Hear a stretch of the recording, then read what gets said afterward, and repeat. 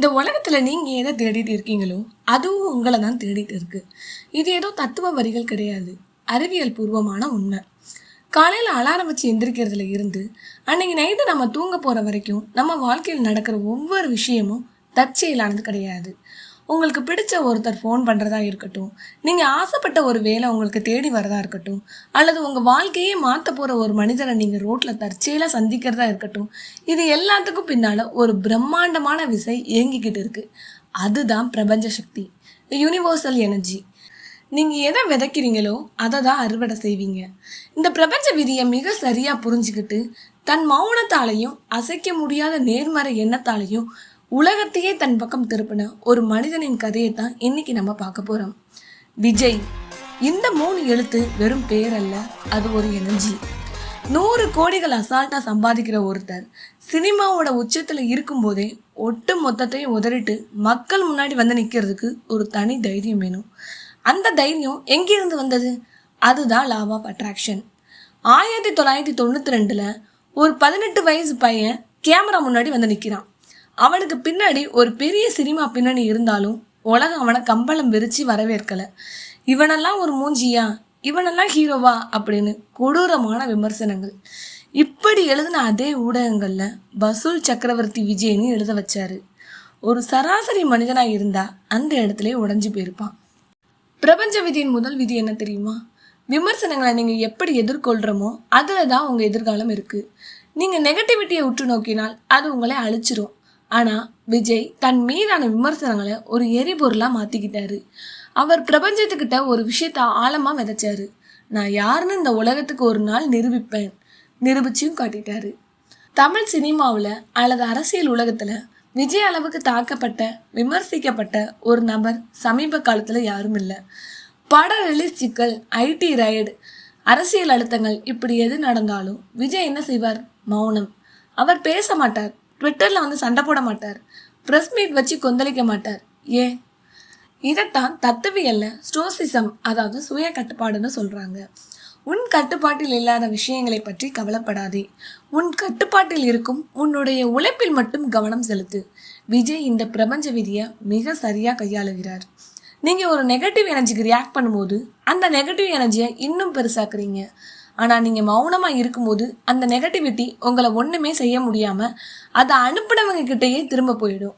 விஜயின் மௌனம் என்பது பலவீனம் அல்ல, அது பிரபஞ்சத்தின் ஆற்றலை தனக்குள் சேமிக்கும் ஒரு யுக்தி. குட்டி கதைகளின் உளவியல். விஜய் மேடையில் வந்து நின்னாலே இன்னைக்கு என்ன குட்டி கதை சொல்ல போகிறாரோ அப்படின்னு ஒட்டுமொத்த தமிழ்நாடே காத்துக்கிட்டு இருக்கோம். பல பேர் நினைக்கிறாங்க இது சும்மா ரசிகர்களை குஷிப்படுத்துறதுக்காக கைத்தட்டல் வாங்குற ஒரு சினிமா யுக்தின்னு. ஆனால் அதுதான் இல்லை. சைக்காலஜி படியும் பிரபஞ்ச விதிப்படியும் பார்த்தா விஜய் பேசுகிற ஒவ்வொரு குட்டி கதைக்கு பின்னாலேயும் ஒரு மிகப்பெரிய சப்கான்ஷியஸ் ப்ரோக்ராமிங் இருக்குது. அதில் ஃபர்ஸ்ட் ஒன், காழ்ப்புணர்ச்சி இல்லாத குணம், த சைக்காலஜி ஆஃப் நோ ஹேட்டட். விஜய் அடிக்கடி சொல்கிற ஒரு விஷயம், யார் மேலேயும் வன்மம் காட்டாதீங்க, அன்பாக இருங்க. இது கேட்க எளிமையாக இருக்கலாம், ஆனால் இதன் பின்னால் ஒரு ஆழமான உளவியல் உண்மை இருக்குது. அதுதான் லா ஆஃப் ரெசனன்ஸ், அதிர்வு விதி. நீங்கள் மற்றவர்கள் மேலே காழ்ப்புணர்ச்சியோ கோபத்தையோ காட்டும்போது உங்கள் மூளை கார்டிசோல் என்ற நெகட்டிவ் ஹார்மோனை சுரக்கிறது.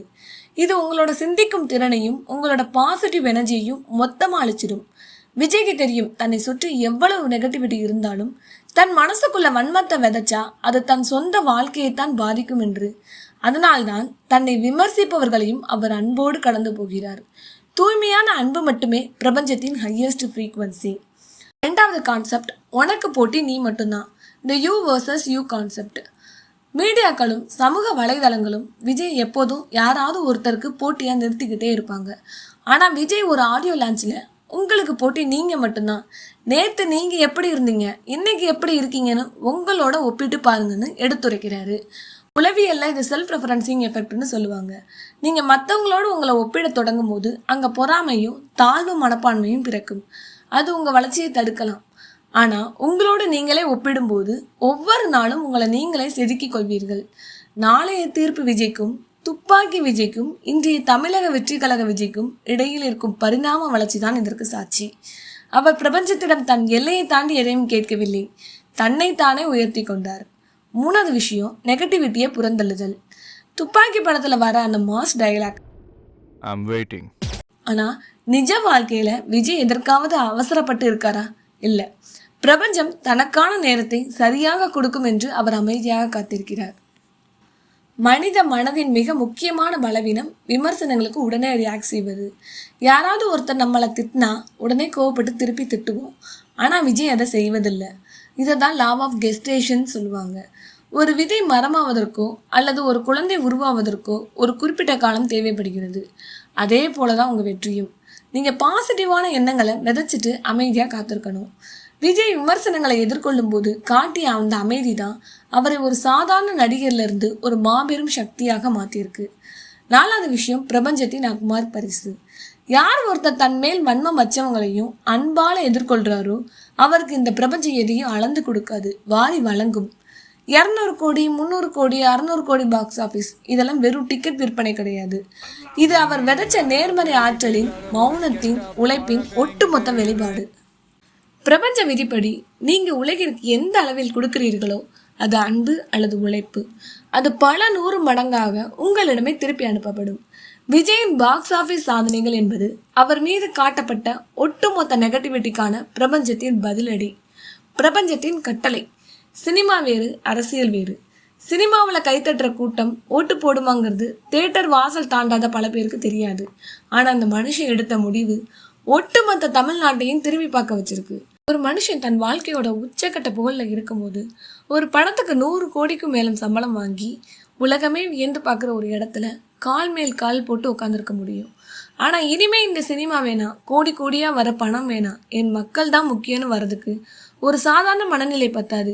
அது ஒரு ஸ்பிரிச்சுவல் காலிங், அதாவது பிரபஞ்சம் அவருக்குள் ஏற்றிய ஒரு பேராயுதம். இது ஒரு பிரபஞ்ச கட்டளைன்னு சொல்லலாம். உளவியல் ரீதியாக மனித மனம் எப்போதுமே ஒரு கம்ஃபர்ட் ஜோனை தான் தேடும். நல்ல வருமானம், அசைக்க முடியாத புகழ், எதற்கும் பயப்பட தேவையில்லாத ஒரு வாழ்க்கை இருக்கும்போது அதை அப்படியே விட்டுட்டு வெளியே வருவது மனித இயல்புக்கு எதிரானது. ஆனால் பிரபஞ்ச விதி என்ன சொல்லுது? உன் வாழ்க்கையின் அடுத்த கட்ட பரிணாம வளர்ச்சி நீ உன் வசதியான வாழ்க்கையை எப்போது துறக்கிறாயோ அங்குதான் ஆரம்பமாகிறது. விஜய் சினிமாவோட உச்சத்தை தொட்ட உடனே அவருக்குள் ஒரு வெறுமை இருந்திருக்கலாம். சினிமாவில் சாதிக்க வேண்டியதெல்லாம் சாதிச்சாச்சு, இனி என் வாழ்க்கையின் உண்மையான நோக்கம் என்ன? இந்த தேடலின் விடைதான் அரசியல். இந்த பிரபஞ்சம் எப்போதுமே ஏதோ ஒரு பெரிய சமூக மாற்றத்திற்காக அதற்கு தகுதியான ஒரு மனிதனை தேர்வு செய்யும். அதற்கு பேர் தான் த லா ஆஃப் டிவைன் செலெக்ஷன். சினிமாவில் அவர் எல்லாம் உயர்த்தையும் தொட்டாச்சு. இனி அடுத்தது என்ன? சுயநலமாக இன்னும் 4 தலைமுறைக்கு சொத்து சேர்த்துக்கிட்டே இருக்கிறதா? இல்லை தன்னை இந்த உயரத்துக்கு கொண்டு வந்த சமூகத்துக்கு ஏதாச்சும் செய்கிறதா? விஜய் 2வது வழியை தேர்ந்தெடுக்கிறாரு. அவர் தன்னிடம் இருந்த புகழையும் செல்வாக்கையும் ஒரு சுயநல கருவியாக பயன்படுத்தாமல் சமூக மாற்றத்திற்கான ஒரு பாலமாக மாற்ற நினைத்தார். எப்போது ஒரு மனிதன் நான் என்ற சுயநலத்தை தாண்டி என் மக்கள் என்ற பொது நலத்திற்கு வருகிறானோ அப்போது பிரபஞ்சத்தின் முழு ஆற்றலும் அவனுக்கு பின்னால் வந்து அரணாக நிற்கும். ஆனால் அரசியல் களம் என்பது சினிமா மாதிரி 3 மணி நேரத்தில் முடிந்த சுமூகமான பாதை கிடையாது. அது முட்கள் நிறைந்த, துரோகம் நிறைந்த, கடுமையான விமர்சனங்கள் நிறைந்த ஒரு போர்க்களம். இங்கேயும் விஜய் அதே பிரபஞ்ச வீதியை தான் பயன்படுத்துகிறார். பிரபஞ்ச தத்துவத்தின் லா ஆஃப் நான் ரெசிஸ்டன்ஸ்ன்னு சொல்லுவாங்க, அதாவது எதிர்க்காமை விதி. நீங்கள் ஒரு நெகட்டிவ் விமர்சனத்தை எதிர்த்து சண்டையிடும் போது அதற்கு நீங்களே இணைஞ்சு கொடுக்கிறீர்கள். ஆனால் அதை அலட்சியப்படுத்தும் போது அந்த நெகட்டிவிட்டி உங்களை எதுவும் செய்ய முடியாமல் தானாகவே அழிந்துவிடும். விஜய் தன் மீது வீசப்படும் ஒவ்வொரு கல்லையும் தன் கோட்டையின் அடித்தளமாக மாற்றிக்கொள்கிறார். விஜய் களம் இறங்கியிருப்பது அன்பே சிவம், சமத்துவம், மதச்சார்பின்மை என்ற பாசிட்டிவ் எனர்ஜியோடு. பிரபஞ்சத்தின் மிக உயரிய விதிப்படி உங்களுடைய எண்ணத்தின் நோக்கம் எவ்வளவு தூய்மையானதாக இருக்கிறதோ அவ்வளவு பிரம்மாண்டமானதாக உங்கள் இலக்கு நிறைவேறும். அரசியலில் அதிகாரத்தை கைப்பற்றுவது மட்டுமே நோக்கமாக இருந்தால் அது ஒரு தற்காலிக வெற்றியை தரலாம். ஆனால் மக்கள் மனதில் அன்பையும் சமத்துவத்தையும் விதைப்பதுதான் ஒரு நிரந்தர தலைவனுக்கான அடையாளம். தூய்மையான எண்ணத்தோடு சரியான நோக்கத்தில் விதைக்கப்படும் எந்த ஒரு சிறிய விதையும் ஒரு நாள் காலத்தின் கட்டாயத்தால் பிரம்மாண்ட ஆழ விருட்சமாக மாறும். அதை தான் தமிழ்நாடு இனி வரும் காலங்களில் பார்க்க போகிறது.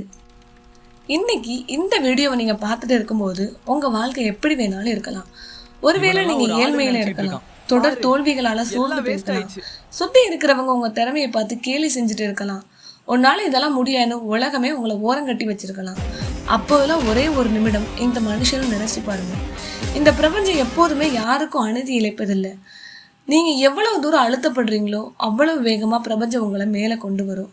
அதுக்கு நீங்கள் செய்ய வேண்டியது எப்போதும் பாசிட்டிவ் எனர்ஜியோடு இருப்பது, உங்களை காயப்படுத்துவர்களையும் அன்போடு கடந்து செல்வது. விஜயின் மௌனம் நமக்கு கற்றுத்தரும் பாடம் இதுதான். வார்த்தைகளால் சத்தம் போடாதீங்க, உங்கள் வெற்றியால் அந்த உலகத்தையே அதிர வைங்க. நீங்கள் எப்போ பிரபஞ்சத்தோட அந்த பாசிட்டிவ் எனர்ஜியோட கனெக்ட் ஆகுறீங்களோ அப்போது தளபதி மாதிரி நீங்களும் உங்கள் துறையில் ஒரு தளபதியாக ஒரு தலைவனாக சரித்திரம் படைக்க முடியும். துணிந்து நில்லுங்கள், பிரபஞ்சம் உங்களுக்காக காத்திருக்கிறது. எண்ணம் போல் வாழ்க்கை நண்பா. நீங்கள் எதை ஆழமாக நம்புறீங்களோ அதுவாகவே மாறுவீங்க. உங்கள் ஆழ் மனசில் இருக்கிற ஒரு பாசிட்டிவ் ஆசையை இப்போவே கமெண்ட் செக்ஷனில் மேனிஃபெஸ்ட் பண்ணுங்கள். உங்களோட பாசிட்டிவ் வைப்ரேஷனை பிரபஞ்சத்துக்கு சொல்லுங்கள். அது பல மடங்குகள் உங்களுக்கே திரும்பி வரும்.